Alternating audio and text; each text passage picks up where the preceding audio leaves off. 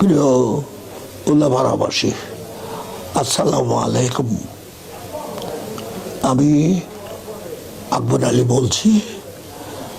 আমি আগামী নির্বাচনে 12ই ফেব্রুয়ারি যে ভোট হবে সেই নির্বাচনে আমি একজন প্রার্থী, বিএনপির পক্ষ থেকে দানের শীষে আমার প্রতীক। আপনারা যথাসময়ে ভোট কেন্দ্রে যায় আমাকে ভোট দেবেন। আপনাদের সকল নিরাপত্তা দেওয়ার দায়িত্ব আমার। আপনারা নির্বিঘ্নে আপনাদের স্ব ব্যবসা বাণিজ্য কারবার যত আছে সব করতে পারবেন।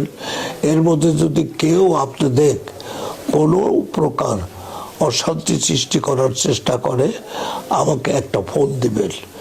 ইনশাল্লাহ আমি সেটা দেখব যাতে এখানে আর কোনো চাঁদাবাজ আর সন্ত্রাস গ্রুপ না থাকে, সেটা আমি ব্যবস্থা নেব।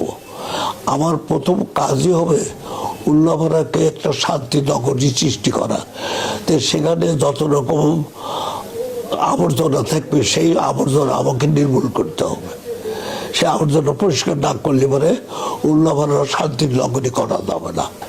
আর একটা জিনিস আমি বলতে চাই, অতীতে অনেকের নামে মিথ্যা মামলা হয়েছে হয়রানি করার উদ্দেশ্যে, এবং তাদের মিথ্যা মামলা দিয়ে হয়রানি করা হয়েছে।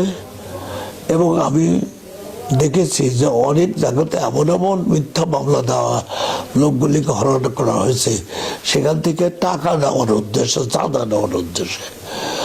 ভবিষ্যতে এখানে কোনো প্রকার আইন বিরোধী তৎপরতা যেই করবে, ইনশাল্লাহ আমার শেষ বয়সে আমার মরণের ভয় নাই, আমাকে তো মরতেই হবে।